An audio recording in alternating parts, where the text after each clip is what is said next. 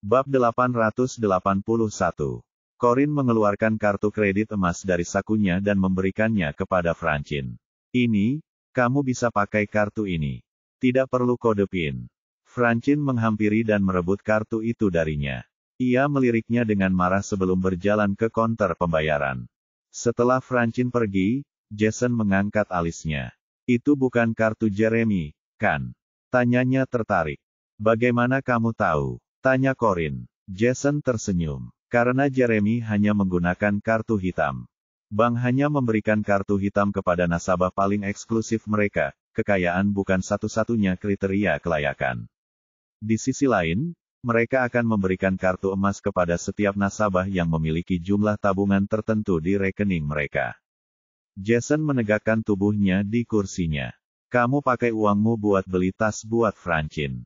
Kamu sadar kita lagi di toko Hermes, kan? Aku sudah berjanji padanya untuk membelikannya satu. Aku bisa menggunakan kartu Jeremy, tapi aku tidak punya kebiasaan menggunakan uang orang lain untuk membuat orang sepertiku. Tatapan mata Jason berubah. Sepertinya kamu punya batasan yang jelas antara uangmu dan uang Jeremy. Corin mengerutkan kening. Kenapa dia ngotot mencari-cari masalah yang sebenarnya tidak ada dalam hubunganku dengan Jeremy? Karena tidak ingin berbicara dengannya lagi, Corin hanya tutup mulut dan menunggu Francine selesai membayar sehingga mereka bisa makan siang. Jason tidak akan menyerah begitu saja. Corin, menurutmu seberapa kenal kamu dengan Jeremy? Corin meliriknya dengan kesal. Aku tidak bisa bilang aku mengenalnya dengan baik, tapi aku yakin aku akan mengenalnya lebih baik seiring berjalannya waktu. Jason tersenyum. Tidak, kamu tidak mengenalnya sama sekali. Kamu tidak akan menikah dengannya jika kamu mengenalnya. Corin mengerutkan kening dengan sedih.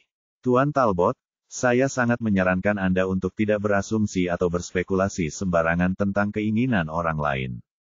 Kalau tidak, itu hanya akan membuat Anda terlihat bodoh. Lalu dia meletakkan kopi di tangannya dan pergi mencari Francine. Dia menyebalkan banget. Dia bakal ngomong sembarangan terus kalau aku di sana. Dia tidak mengerti mengapa Jeremy tetap berteman dengan Jason, yang mungkin terlihat seperti pria sejati tetapi sebenarnya iblis. Seharusnya aku tidak membantunya menyingkirkan Lola tadi. Begitu Corin menemukan Francine, mereka berdua keluar dari toko dengan tas di tangan. Namun, Jason mengejar mereka dan bertanya dengan sopan, kalian berdua mau kemana? Aku akan mengantar kalian. Kegembiraan di wajah Francine karena mendapatkan tas yang diinginkannya langsung berubah menjadi cemberut ketika melihat Jason.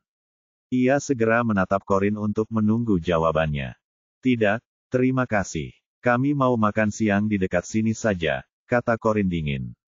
Boleh aku ikut? Tanya Jason, tak menyerah. Corin menatapnya dengan kesal. Bukankah kau sudah makan siang dengan Nona Lola? Makan berlebihan tidak baik untuk kesehatanmu. Kesehatan, loh. Jason mengangkat bahu. Dia tahu dia tidak diterima. Yah, Francine juga di sini, jadi tidak ada gunanya memaksakan diri. Dia akan tanpa malu bergabung dengan Corin untuk makan siang jika dia sendirian. Maka, ia mengeluarkan ponselnya dan melambaikannya ke arah Corin. Baiklah kalau begitu, aku tidak akan mengganggu kalian lagi. Sampai jumpa lagi, Corin. Bab 882. Karena tak ingin Corin bicara lagi dengan Jason, Francine menyeretnya keluar toko. Begitu keluar, ia melepaskannya dan bergumam, jalang, lirih.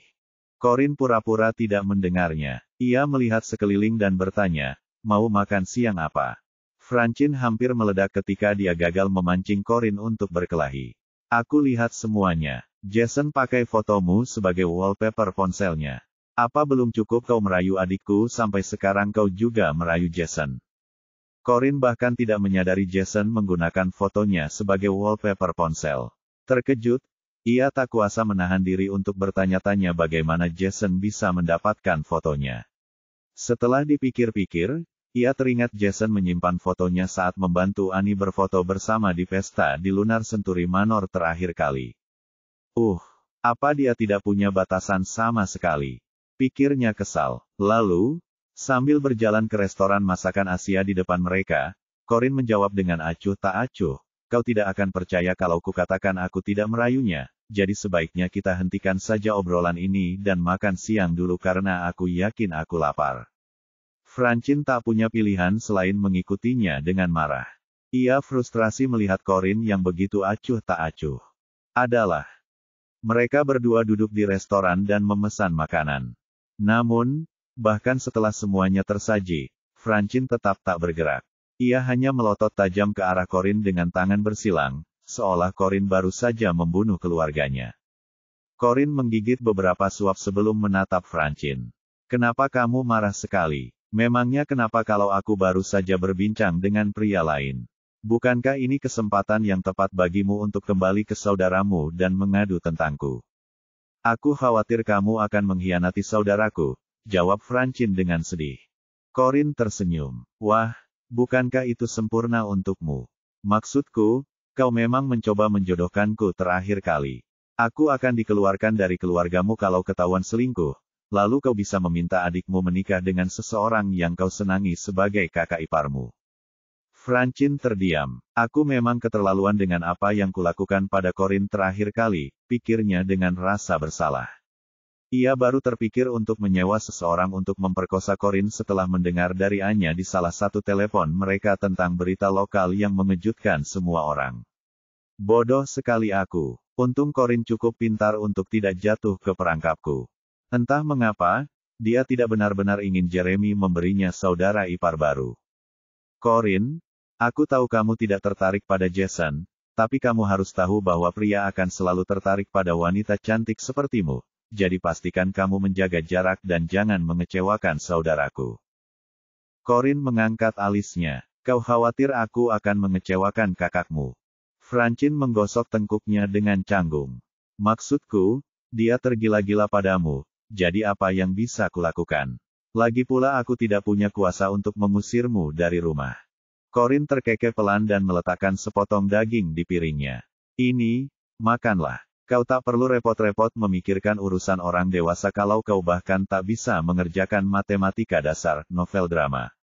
Wajah Francine memerah. Hei, aku setahun lebih tua darimu. Oh, jadi kamu juga tahu itu, kata Corinne setelah menggigit makanannya lagi. Francine terdiam. Setelah itu, rasa lapar menguasai mereka berdua, jadi mereka berhenti berbicara dan makan dengan tenang. Corinne. Tak lama kemudian, Corinne mendengar suara yang agak asing memanggil namanya. Ia tak ingat siapa pemilik suara itu. Apa-apaan sih hari ini? Kenapa rasanya aku selalu bertemu semua orang kemanapun aku pergi? Dia berbalik dan melihat seorang pria muda jangkung kurus mengenakan kaos putih dan celana jeans berjalan ke arah mereka. Bab 883. Kegembiraan terpancar di wajah pemuda itu. Ia menggaruk kepalanya malu-malu dan berkata, "Itu kamu, Corinne. Aku sedang berjalan melewati jendela ketika melihatmu, jadi kupikir aku akan menyapa. Aku belum melihatmu sejak kamu lulus." Oh, itu dia, Chester Mansfield, mahasiswa tingkat 3 universitasku. Corinne mengangguk sopan padanya. Ya, sudah lama. Kamu belanja? Chester menggeleng. Tidak, aku baru mulai menawarkan jasa les paruh waktu, jadi aku datang ke sekolah-sekolah terdekat untuk membagikan brosur. Tapi aku lapar, jadi aku datang untuk melihat apakah ada restoran cepat saji yang bisa kumakan sebelum melanjutkan. Corinne tersenyum tipis. Kedengarannya seperti kerja keras. Ia tidak dekat dengan Chester, dan satu-satunya alasan ia mengingatnya adalah karena ia cukup tampan, jago belajar dan bermain basket, dan selalu menunjukkan kehadirannya kapanpun ia bisa. Chester bahkan memberinya sebuah kancing di hari kelulusannya untuk mengenangnya, yang hingga kini ia belum tahu kegunaannya. Corinne tidak berniat mengajak Chester makan siang bersama, karena Chester laki-laki dan mereka belum saling kenal, jadi apa gunanya. Namun, ketika melihat Francine tersipu malu dan gugup, Corinne teringat sesuatu. Oh, betul juga, Francine naksir Chester. Dia bahkan menulis surat cinta untuknya. Tapi akhirnya Chester menolaknya. Corinne menyeringai nakal dan berubah pikiran. Chester, kamu mau makan siang bareng kami? Aku yang traktir. Chester memuja Corinne bak Dewi, jadi dia sangat gembira sekaligus terkejut menerima undangan itu. B. Benarkah? Novel drama. Corin tersenyum dan mengangkat dagunya untuk menunjuk kursi di sebelah Francine. Ya, tentu. Kenapa kamu tidak duduk di sana? Chester mengangguk senang dan berjalan ke kursi kosong. Ia hendak duduk dan menyapa Francine ketika menyadari siapa wanita itu. Francine. Francine yang berwajah merah menatapnya dengan malu-malu dan menyapa, "Hai, Chester." Corin tersenyum. Wah, jadi kalian berdua saling kenal. Francine mengangguk malu-malu. Hilang sudah sikap cerewetnya yang biasa dan digantikan oleh sosok wanita santun yang sempurna. Melihat ini, Corin tersenyum dan berpikir, jadi benar kata mereka. Seorang gadis akan bersikap lebih anggun di depan gebetannya. Setelah itu, ia memanggil pelayan untuk memesan makanan lagi. Francine dan Chester sama-sama tersipu malu saat itu. Francine karena Chester dan Chester karena Corin. Corin adalah satu-satunya yang tidak membiarkan situasi tersebut memengaruhi nafsu makannya. Ia terus makan sambil berbicara. Jadi, bagaimana pekerjaanmu sejauh ini? Kamu pasti menghasilkan banyak uang sebagai tutor. Chester mengusap-usap bagian belakang kepalanya dengan malu-malu. Aku belum menemukan orang yang mau mempekerjakanku, makanya ada selebaran. Corin menyipitkan mata dan menatap Francine yang sedang makan dengan lahap. Tiba-tiba, sebuah ide muncul di benaknya. Berapa biaya les privatmu? Saya masih pemula, jadi saya mengenakan biaya $10 per jam. Oh, itu tidak mahal sama sekali. Ketika Jeremy tiba di restoran, ia langsung mengenali Chester sebagai pemuda yang memberi Corin kancing kedua yang dikenakannya, menyebabkan ekspresinya menjadi gelap. Bab 884. Meskipun awalnya Chester malu-malu, ia segera mulai sedikit terbuka. Lagi pula, ia anak yang rajin belajar di sekolah, jadi ia sering menghadiri acara yang mengharuskannya untuk tampil sebaik mungkin. Ia mulai mengobrol tanpa henti dengan Corin tentang hal-hal baru yang terjadi di sekolah akhir-akhir ini, bukan gosip-gosip vulgar, melainkan kejadian-kejadian positif atau lucu. Sejujurnya, Corin tidak punya kesan apapun tentang siswa-siswa lain dari kelas yang berbeda dengannya. Ia tidak mengenal sebagian besar orang yang dibicarakan Chester, tetapi cerita-cerita yang diceritakannya terdengar menarik, jadi ia akan memintanya untuk menjelaskan lebih lanjut dari waktu ke waktu. Hingga seorang pria menarik kursi dan duduk di sebelahnya. Ia memancarkan aura dingin yang begitu kuat hingga membuat Chester berhenti di tengah kalimat. Chester menatap pria yang muncul tiba-tiba itu dengan takjub, dan bulu kuduknya merinding ketika merasakan aura permusuhan yang menyelimutinya. Awalnya, ia bingung siapa pria itu, tetapi ia langsung ingat pernah melihat pria ini di upacara wisuda Corin sebelumnya, novel drama. Ia ingat karena pria yang duduk di hadapannya adalah pria paling tampan yang pernah ditemuinya. Temperamen dan auranya begitu luar biasa sehingga Chester tak kuasa menahan diri untuk tidak terkesan. Corin memanggilnya tuan waktu itu, jadi dia pasti pamannya atau semacamnya. Petik 2. Maka, karena rasa sayangnya pada Corin dan ingin memberikan kesan yang baik, Chester berdiri dan menyapanya dengan sopan, "Halo, Tuan." Panggilan itu justru memperburuk ekspresi Jeremy, dan ia pun mulai sedikit khawatir dengan perbedaan usia hampir 10 tahun antara dirinya dan Corin. Seringkali ia tidak mengerti bahasa gaul dan lelucon yang diselipkan Corin dalam percakapan sehari-hari mereka dan seringkali harus mencari artinya di ponselnya. Kesenjangan generasi mereka sebenarnya tidak terlalu besar, tetapi juga tidak bisa dikatakan tidak ada. Panggilan Chester untuknya, Tuan, semakin memperjelas perbedaan usia 10 tahun di antara mereka. Karena tidak mendapat balasan dari Jeremy, Chester mulai bertanya-tanya apakah ia salah. "Pak, atas nama seluruh warga sekolah saya ingin mengucapkan terima kasih atas sumbangan dana yang dibutuhkan untuk membangun gedung Corin. Gedungnya baru saja selesai dibangun, dan saya yakin ini akan membantu pendidikan lebih lanjut bagi lebih banyak siswa di masa mendatang." Tanpa bersuara, Jeremy tanpa ekspresi menyesap air Corin. Melihat ini, Chester mengerutkan kening. "Aku tahu mereka keluarga, tapi tetap saja tidak pantas berbagi segelas air, kan?" Francine melihat kemarahan di wajah Jeremy dan takut kalau gebetannya akan mengatakan hal lain yang akan membuatnya semakin marah, yang tidak akan berakhir baik bagi siapapun, jadi dia cepat-cepat berkata, "Chester, kenalkan, saudaraku." Chester terkejut. Oh, kukira dia paman Corin. Jadi kalian semua saudara satu sama lain. Sebelum Francine sempat berbicara, Corin menjawabnya, tidak, dia suamiku. Pupil mata Chester mengecil. Kejadian itu terasa seperti sambaran petir yang tiba-tiba, dan butuh waktu lama baginya untuk pulih dari keterkejutannya. Sementara itu, ekspresi kaku Jeremy langsung mereda ketika mendengar Corin memanggilnya suami.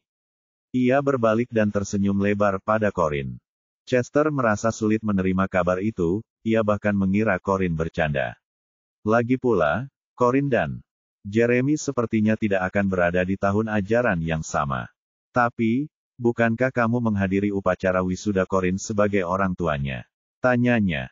Jeremy melirik Chester tajam. Dan siapa bilang suami tidak bisa dianggap sebagai perwakilan? Chester tercengang, namun kemudian kerutan muncul di kepalanya. Corin sudah memesan makanan untuk Jeremy bersama pesanan Chester ketika ia memanggil pelayan. Lagi pula, ia menerima pesan dari Jeremy yang menanyakan apakah ia sudah selesai berbelanja begitu ia duduk di restoran. Jawabannya hanya alamat restoran karena ia tahu Jeremy akan datang.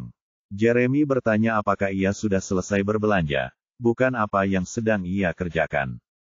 Rupanya, sopir mereka telah melaporkan jadwal mereka hari itu, yang tidak mengejutkannya.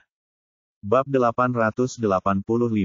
Pak, kok Bapak pulang kerja sepagi ini? Tanya Corin santai. Tidak ada formalitas yang biasa ia tunjukkan kepada orang-orang yang tidak dekat dengannya. Aku tidak ada jadwal apapun setelah rapat, jadi kupikir aku akan menjemputmu. Jeremy menyelipkan rambutnya ke belakang telinga. Kamu makan pedas di belakangku lagi. Corin cemberut. Aku nggak bisa nahan. Aku jadi ngidam. Hati Chester hancur berkeping-keping saat melihat interaksi di hadapannya. Ia tak pernah menyangka wanita yang selama ini ia idam-idamkan ternyata telah menikah. Ia berencana untuk mengungkapkan perasaannya kepada wanita itu tepat setelah lulus agar wanita itu bisa melihat pria sempurna yang telah ia perjuangkan dengan keras. Sayangnya, seseorang mendahuluinya. Dia duduk kembali dan tersenyum canggung. Kapan kamu menikah, Corin? Beberapa saat sebelum upacara wisuda, kata Corin setelah memikirkannya. Akan lebih tepat jika dikatakan bahwa kami hanya mitra bisnis saat itu, tetapi tidak ada salahnya untuk melanjutkan hubungan sejak hari itu karena sekarang kami sudah resmi. Begitu. Chester kecewa. Dia tidak ingin lagi berbagi hal-hal menyenangkan yang terjadi di sekolah dengan Corin dan sangat ingin pergi, tetapi akan kurang sopan jika melakukannya saat Jeremy baru saja tiba. Maka, ia memaksakan diri untuk menghabiskan makanan di piringnya sebelum berdiri dan berkata, "Terima kasih sudah mentraktirku makan siang, Corin. Ayo kita jalan-jalan bareng teman-teman yang lain sesekali. Kita yang traktir. Aku pamit dulu ya, masih ada beberapa brosur yang harus dibagikan." Corin mengangguk. Lalu ia menoleh ke Francine dan berkata, "Francine, kamu sudah selesai makan, kan? Bagaimana kalau kamu bantu Chester membagikan brosur?" Francine awalnya menatap Corin dengan heran, lalu berbalik menatap Chester, tersipu. Biasanya, ia akan mengejek diminta melakukan hal serendah itu, tetapi jika itu dengan Chester, ia akan dengan senang hati melakukannya. Namun, Chester menggelengkan kepala dan berkata, "Tidak apa-apa. Lagi pula, tidak banyak yang tersisa untuk dibagikan." "Tidak, aku bersikeras dia membantu. Dia sedang berusaha menurunkan berat badan akhir-akhir ini, jadi jalan-jalan akan membantunya," jawab Corin sambil tersenyum. Francine menyadari bahwa Corin sedang berusaha membantunya, jadi ia segera mengangguk dan berkata, "Dia benar. Aku sedang berusaha menurunkan berat badan." Chester menerima semua yang dikatakan Corin begitu saja, jadi dia menoleh ke Francine. "Kamu tidak gemuk sama sekali, jadi kamu tidak perlu menurunkan berat badan." "Ya ampun, gebetanku baru saja bilang aku nggak perlu turun berat badan. Aduh, aku senang sekali," pikir Francine. Wajahnya mulai memerah karena marah sementara jantungnya berdebar kencang, novel drama. Setelah memikirkannya, Chester menyadari ini mungkin cara Corin memintanya untuk membantunya memancing Francine agar ia bisa menghabiskan waktu berdua dengan Jeremy. Ia senang membantu, tetapi ia tak kuasa menahan rasa kasihan pada dirinya sendiri. Francine segera mengikuti Chester keluar dari restoran. Saking gembiranya, ia bahkan lupa akan tas Hermes yang baru dibelinya. Corinne tersenyum saat melihat mereka berdua pergi. Jadi itu yang kau lakukan saat aku tidak ada. Menggoda pria muda, tanya Jeremy dengan nada kesal. Bab 886. Corinne berbalik menghadap Jeremy. Tidakkah kau lihat adikmu sangat menyukai Chester? Aku hanya ingin memberinya lebih banyak kesempatan untuk lebih dekat dengannya. Jeremy menyipitkan matanya. Bukankah dia tipe pria yang dulu kau sukai? Tipe cowok yang dulu kusuka. Tuan, bagaimana kau tahu tipe cowok yang dulu kusuka? Tanya Corinne dengan nada heran. Kau sendiri yang bilang, kau suka pria yang lebih muda darimu dan yang mau mendengarkanmu. Apa kau lupa? Ejek Jeremy. Corinne mengangguk menyadari. Sudah kubilang. Aku masih suka pria yang lebih muda dariku dan yang mau mendengarkanku. Jeremy mengira Corinne akan mencoba menjelaskan dirinya sendiri atau mengarang cerita untuk membuatnya merasa lebih baik, jadi wajar saja ia terkejut mendengar Corinne mengakuinya dengan cepat. Matanya meredup, dan rahangnya menegang. Pantas saja kau memperlakukanku seolah-olah aku tak terlihat, katanya dingin. Corinne mengangkat sepotong steak di dekat mulut Jeremy. Tuan, aku tahu kau cemburu, tapi siapa yang tidak punya tipe dalam hal orang idamannya? Bahkan, aku berani bertaruh aku bukan tipemu sejak awal, jadi kita orang dewasa harus menerima kenyataan apapun yang diberikan, novel drama. Apa yang diberikan realitas pada kita? Jeremy mencibir. Dia benar-benar tahu bagaimana membuatnya terdengar seperti dia sudah puas denganku, ya. Jeremy tidak memakan potongan steak yang diberikan Corinne dan memalingkan mukanya dengan kesal. Corinne tidak memaksanya dan langsung memasukkan potongan steak itu ke dalam mulutnya. Jeremy menolak bicara sejak saat itu, dan begitulah cara pria yang biasanya dewasa itu memulai perlakuan perang diam-diam. Hal ini membuat Corinne bingung, tetapi ia memutuskan untuk membujuk Jeremy karena Jeremy selalu berusaha menjemputnya sepulang kerja. Tuan, Anda mungkin tidak muda lagi, tapi saya suka kalau Anda sangat tampan. Jeremy menatapnya dengan curiga. Seperti, hanya itu saja. Corinne mengerutkan kening. Bukankah sudah cukup? Jeremy berbalik dan mengangkat dagunya. Tidak, seharusnya cinta. Interaksi mereka menarik perhatian semua pengunjung restoran. Corinne tahu betapa Jeremy senang menciumnya, tetapi ia tidak ingin terlalu banyak orang yang datang untuk pertunjukan gratis itu, jadi ia memalingkan wajahnya. Tuan, cepat makan. Saya sudah pesan banyak sekali. Jeremy tidak memaksanya. Ia hanya menyingkirkan semua rempah pedas dari makanannya agar ia tidak makan terlalu banyak makanan pedas. Setengah jam kemudian, mereka keluar dari restoran. Corinne mengusap perutnya yang membuncit dan berkata, "Phew. Aku kenyang banget. Pak, bisa kita jalan kaki pulang saja daripada naik mobil." Untuk itu, Jeremy tentu saja setuju. Ia menggenggam tangannya, dan keduanya perlahan berjalan keluar mal. Sesampainya di luar, ia mengarahkannya ke gang-gang yang lebih sepi dengan lalu lintas dan asap knalpot yang lebih sedikit, lebih cocok untuk berjalan kaki. Keduanya mengobrol sambil berjalan, dan mereka sampai di sebuah sekolah dasar. Saat itu sudah lewat jam sekolah, dan Chester bersama Francine sedang membagikan brosur kepada para orang tua yang datang menjemput anak-anak mereka. Francine, sebagai anak manja, belum pernah melakukan pekerjaan serendah itu sebelumnya. Karena itu, wajahnya langsung memerah karena marah ketika salah satu orang tua, yang tidak mau menerima brosur, mengusirnya dengan kasar. Ia memaksa dirinya untuk tenang setelah setiap kejadian, meskipun ia tampak sedih. Bab 887.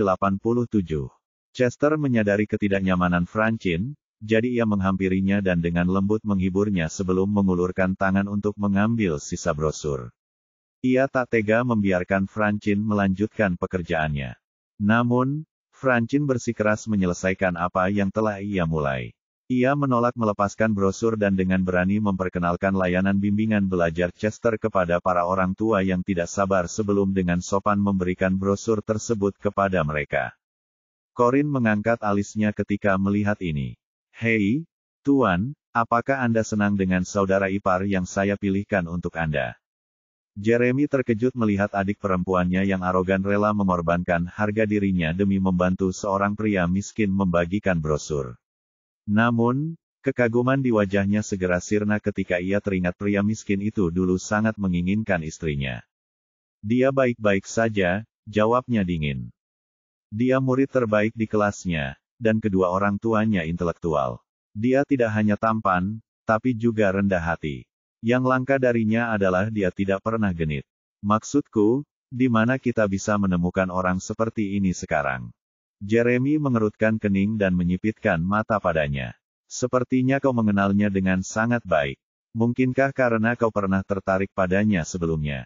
Corinne tahu Jeremy cemburu lagi, jadi dia mencoba menjelaskan, dia cowok ganteng di sekolah, jadi semua cewek di sekolah kami sering ngomongin dia.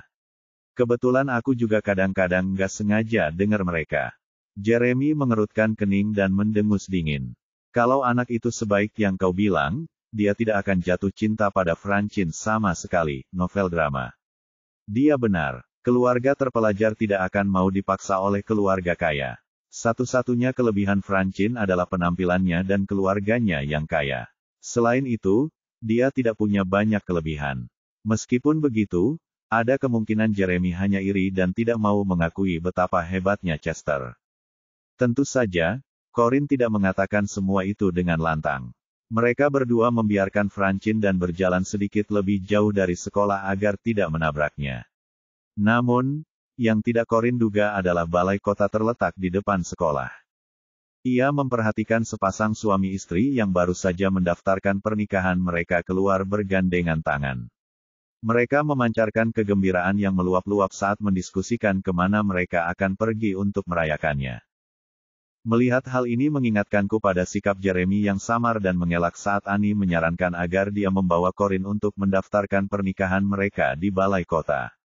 Sejujurnya, ia tidak terlalu peduli dengan surat nikah itu karena ia tahu surat itu tidak akan mampu melindungi hubungannya dengan Jeremy dari memburuk atau dari perlakuan buruk yang tiba-tiba. Ia hanya perlu melihat apa yang terjadi pada pernikahan ibunya yang hancur untuk mengetahuinya. Jadi, mendapatkan surat nikah atau tidak bukanlah masalah besar baginya. Akan tetapi, dia tidak dapat menahan perasaan sedikit kesal terhadap sikap Jeremy yang mengelak hari itu. Hei, Tuan, karena kita sudah di sini, mau ambil surat nikah? Tanya Corinne dengan acuh tak acuh, seolah-olah dia hanya bertanya apakah Tuan ingin makan es krim. Jeremy terkejut. Ia menatap balai kota sejenak sebelum berbalik menatapnya. Kenapa tiba-tiba ingin punya surat nikah? Nada suaranya membuatnya terdengar seperti ia meminta sesuatu yang tidak masuk akal. Bibir Corinne sedikit berkedut. Sebaiknya kita pergi saja, karena kita sudah di sini. Ada apa? Kau tidak mau? Jeremy menepuk kepalanya, aku tidak membawa dokumen yang diperlukan hari ini, jadi mari kita lakukan lain hari. Corinne menolak menyerah begitu saja. Ia tersenyum dan berkata, kamu bisa minta Tommy membawa dokumennya. Lagi pula, kantormu tidak terlalu jauh dari sini. Jeremy mengerutkan bibir dan menatapnya dalam diam untuk waktu yang lama. Matanya semakin gelap, membuat Corinne sulit memahami apa yang sedang dipikirkannya. Meskipun demikian, dia tidak bodoh, diamnya Jeremy adalah semua jawaban yang dia butuhkan. Bab 888. Mengingat sikap Jeremy yang mengelak, Corinne tidak berpikir itu berarti Jeremy tidak ingin mendapatkan surat nikah dengannya sebelum ini. Namun, ia yakin Jeremy memang tidak ingin mendaftarkan pernikahan mereka ketika mendengar jawabannya saat itu juga. Pernikahan mereka sangat sederhana. Ia mengundang beberapa kerabat terdekatnya untuk makan malam sebagai simbol. Bahkan kerabatnya pun tahu secara diam-diam bahwa Jeremy mengadakan pernikahan itu hanya untuk menenangkan kakeknya dan bahwa ia tidak serius dengan pernikahannya dengan Corinne. Lagi pula, keluarga kaya dan berkuasa mana yang mau mengadakan pernikahan sederhana seperti itu? Karena itu, tak banyak orang luar yang tahu Jeremy sebenarnya sudah menikah. Dia sepertinya tak ingin orang lain tahu dia sudah menikah, pikir Corinne. Oh, ayolah, aku bercanda. Tidak perlu terlihat takut begitu. Lagi pula aku juga tidak ingin punya surat nikah denganmu, kata Corinne sambil mengangkat bahu. Jeremy mengerutkan kening. Kalau bukan aku, Kamu mau dapat surat nikah dari siapa? Itu bukan urusanmu. Aku bisa mendapatkan surat nikah dengan siapapun yang kuinginkan. Aku bahkan tidak akan memberitahumu setelah mendapatkannya, kata Corin bercanda sebelum masuk ke mobil. Sopir mereka perlahan mengikuti mereka dari belakang. Tanda pisah. Jeremy masuk ke mobil setelah Corin, dan hal pertama yang dilakukannya di sana adalah menurunkan pembatas antara kursi depan dan belakang. Kemudian, ia menarik Corin ke dalam pelukannya, memegang wajahnya dengan kedua tangan, dan menciumnya dengan penuh gairah seolah-olah mereka sudah lama tak bertemu. Jeremy suka mencengkeram dagunya dengan kasar dan perlahan-lahan memasukkan lidahnya ke dalam mulutnya. Namun, ia tetap menutup mulutnya rapat-rapat. Ia tahu Jeremy menyukai dan menginginkannya, tetapi Jeremy tidak mau mendaftarkan pernikahan mereka. Tak mampu memuaskan hasratnya yang membara, Jeremy mulai tak sabar. Jadilah gadis baik dan buka mulutmu, bujuknya menggoda. Corin mengerutkan kening dan mendorongnya menjauh. Aku agak mabuk perjalanan, jadi jangan. Jeremy memperhatikan bahwa dia memang agak pucat, jadi meskipun dia tidak mendapatkan apa yang diinginkannya, dia tidak punya pilihan selain memberinya satu ciuman terakhir di pipi dan menghentikan dirinya sendiri. Corin makan terlalu banyak, yang membuat perutnya sakit. Hal pertama yang ia lakukan ketika sampai di rumah adalah bergegas ke kamar mandi untuk muntah. Namun, ia tidak yakin apakah itu karena mabuk perjalanan atau kehamilan. Melihatnya seperti ini, Jeremy memutuskan untuk membiarkannya tidur malam itu. Namun, ia tak kuasa menahan tangannya yang terus meraba-raba tubuh Corin sambil memeluknya hingga tertidur. Tangan yang membelai dadanya semakin berani sampai-sampai Corin harus memperingatkan Jeremy untuk menghentikannya. Tuan, berhentilah melakukan itu. Panggil aku sayang, kata Jeremy menggoda sambil mengecup leher gadis itu. Corin tidak melakukan apa yang diminta. Mengapa saya harus melakukannya ketika dia tidak ingin mendapatkan surat nikah dengan saya? Novel drama. Dia masih kesal dengan kejadian tadi siang. Apakah semua pria memang seperti ini? Mereka akan bekerja lebih keras saat kau sulit didapatkan, tapi mereka tidak akan menghargaimu lagi saat fase bulan madu berakhir. Pasti dia mencari jalan keluar dari hubungan ini dengan tidak mendaftarkan pernikahan kami. Putus cinta jelas lebih mudah daripada bercerai. Corin baru-baru ini mengetahui banyak hal tentang ibunya. Ia tahu bahwa Maxwell melakukan segala cara saat merayu Emily sebelumnya. Hubungan mereka membuat iri semua orang yang mengenal mereka. Dan lihat apa yang terjadi setelah itu. Tidak butuh waktu lama bagi Maxwell untuk bermain-main di luar setiap malam dan menghamili Phoebe. Ibuku yang malang dibuang seperti boneka rusak. Bab 889. Corin tidak merasa dirinya istimewa atau cukup beruntung bertemu pria yang akan selalu setia padanya. Ia hanya merasa Jeremy berbeda dari pria-pria lain yang dikenalnya. Jeremy membuatnya merasa aman, jadi mungkin saja hubungan mereka akan langgeng. Yah, waktu yang akan menjawabnya. Hari ini, ia mengetahui bahwa Jeremy memang berbeda dari semua pria lain yang ia kenal, tetapi tidak seperti yang ia pikirkan. Jeremy tampaknya lebih cepat bosan dengan suatu hubungan daripada pria manapun, dan karena lebih berpengalaman daripada dirinya, ia bahkan memastikan untuk selalu menyiapkan jalan keluar ketika ia ingin mengakhiri hubungan tersebut. Malam itu, Corin bersandar pada Jeremy, berpura-pura tidur dan tidak menoleh untuk menghadapinya, betapapun ia membelai atau memeluknya. Menit demi menit berlalu, ia tertidur dan bermimpi buruk novel drama. Ia bermimpi didorong ke dalam sumur, persis seperti saat ia masih kecil, dan tak punya tenaga untuk keluar. Ia mencoba berteriak, tetapi tak seorang pun datang. Ia diliputi rasa takut, tetapi satu-satunya yang bisa ia lakukan hanyalah menatap ke arah pintu sumur, berharap seseorang menemukan dan menyelamatkannya. Beberapa saat kemudian, seseorang menemukannya, dan itu adalah Jeremy. Wajahnya muncul di atas lubang sumur, menatapnya. Ia sangat gembira karena akan diselamatkan, jadi ia mengulurkan tangan kepada pria itu, menunggunya menariknya, tetapi pria itu tetap tidak bergerak dan terus menatapnya dengan dingin. Bingung, ia berteriak keras agar pria itu menyelamatkannya, tetapi pria itu hanya berbalik tanpa ekspresi.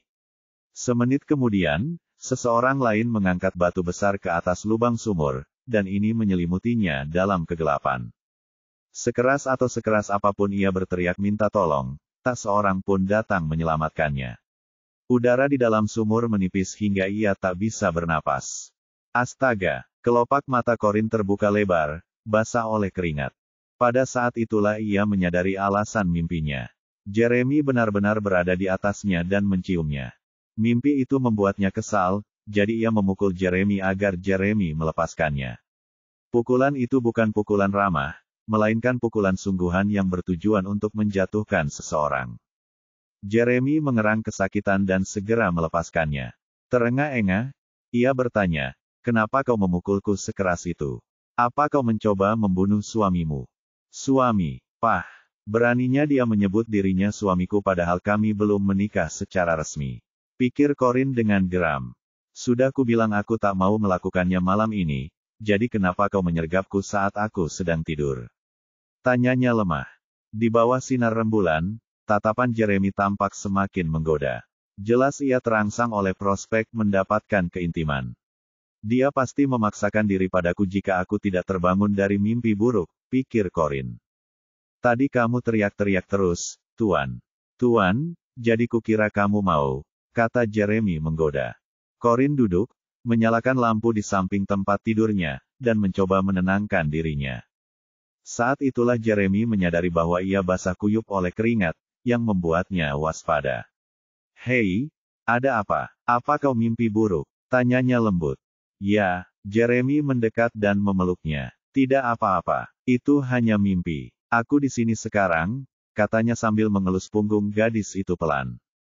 Corin tetap tak tergerak. Ia menatapnya dengan dingin. "Aku memimpikanmu. Ini mengejutkannya. Aku ada dalam mimpi burukmu." Dia tidak mendorongnya, tetapi dia juga tidak meringkuk memeluknya seperti yang biasa dilakukannya. "Ya," jawabnya sambil mengangguk dan mengerutkan kening. Jeremy akhirnya menyadari mengapa Corin memanggilnya dalam mimpinya. Dia mendesah tak berdaya dan bertanya, "Mimpi buruk itu tentang apa? Apa aku menindasmu?" "Kau tidak hanya menindasku dalam mimpi burukku, tapi juga di dunia nyata," ejek Corin. Bab 890. Jeremy tertawa. "Tentu saja kau tidak bisa menyebut ciuman sebagai intimidasi, kan? Novel drama. Kamu nggak minta izin dan cuma peduli sama perasaanmu sendiri. Jadi, ya, aku sebut itu bullying," jawab Corin sambil cemberut. Jeremy merasa kasihan padanya, mengira mimpi buruk itu pasti membuatnya takut. Ia menempelkan dahinya ke dahinya dan berkata lembut, "Sudah, sudah. Maafkan aku karena telah menindasmu di dalam dan di luar mimpimu. Jangan marah padaku, sayang." Caranya memanggilnya, sayang, dengan begitu menggoda membuat Corin gemetar tanpa sadar. Ia menatap mata pria itu dan melihat hanya ada ketulusan dan cinta di dalamnya. Ia hendak bertanya mengapa pria itu tidak ingin mendapatkan surat nikah dengannya, tetapi ia memutuskan untuk melupakannya. Lagi pula, pria memang dikenal suka mengatakan apapun yang ingin didengar wanita hanya untuk mengajak mereka tidur. Lagi pula, itu mungkin membuatnya berpikir wanita itu benar-benar ingin menikah secara resmi dengannya, atau bahkan mungkin berkata, "Ayo kita lakukan besok kalau itu maumu." Itu akan membuatnya tampak seperti wanita itu memaksanya. Jadi apa gunanya? Yang wanita itu inginkan adalah komitmennya, bukan selembar kertas itu. Semakin ia memikirkannya, semakin ia merasa tertekan. Maka, ia berkata dengan nada masam, "Keluar dari ruangan ini, Tuan." Jeremy mengerutkan kening. "Di mana aku akan tidur? Sudah larut malam." Corin mendorongnya dengan kesal. "Kamu bisa tidur di kamar tamu atau di ruang kerja. Aku cuma mau tidur nyenyak." Jeremy enggan melakukan apa yang dimintanya. Ia memegang wajah wanita itu dan menepuk hidungnya. "Aku janji tidak akan melakukan apapun padamu malam ini, oke?" Corin mengangkat alisnya. "Aku tidak percaya padamu." Ia lalu menggunakan lututnya untuk menyenggol perhiasan keluarga Jeremy untuk menunjukkan mengapa ia tidak mempercayainya, itu sulit.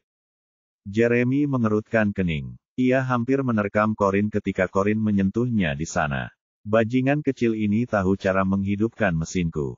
Akhirnya ia turun dari tempat tidur, tetapi alih-alih keluar kamar, ia malah pergi ke kamar mandi untuk mandi.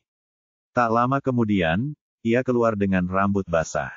Saat itu, Corin sudah tertidur, selimutnya melilit tubuhnya dan berbaring telentang di sandaran kepala. Ada kerutan di dahinya, seolah-olah ia mengalami mimpi buruk lagi. Jeremy menghampiri dan membalikkan tubuhnya ke posisi yang benar sebelum merapikan kerutan di dahinya. Setelah itu, ia melihat jam dan menghitung dalam hati sebelum mengambil ponselnya dari meja samping tempat tidur. Dia kemudian pergi ke balkon untuk melakukan panggilan internasional. "Kapan kamu kembali? Ada apa? Kau sudah merindukanku," kata suara riang seorang wanita. Jeremy sudah di tempat kerja saat Corin bangun keesokan harinya. Hal pertama yang ia lakukan adalah memeriksa ponselnya untuk mencari pesan, tetapi tidak ada pesan, "Ingat sarapanmu," seperti biasanya dari Jeremy hari ini. Bingung, dia duduk diam sebelum turun dari tempat tidurnya untuk mandi. Saat hendak turun ke bawah untuk sarapan, ia berpapasan dengan Francine, yang dengan riang menghampirinya. Francine bersenandung riang dan secara mengejutkan menyapa Corin lebih dulu. "Selamat pagi, Corin." Kedua gadis itu turun ke bawah bersama-sama. "Kamu terlihat bahagia hari ini," kata Corin sambil mengangkat alisnya. "Kurasa kau bisa mengatakan itu," jawab Francine dengan kegembiraan yang tak terpendam. Begitu mereka duduk di meja, Corin melihat Francine masih tenggelam dalam kebahagiaannya, jadi dia bertanya, "Di mana tas yang kubelikan untukmu kemarin?" Kebahagiaan langsung sirna dari wajah Francine. "Ya ampun, aku meninggalkannya di restoran kemarin. Apa yang harus kulakukan? Apa yang harus kulakukan?" teriaknya kaget. "Pasti ada yang mengambilnya sekarang. Aku suka sekali tas itu."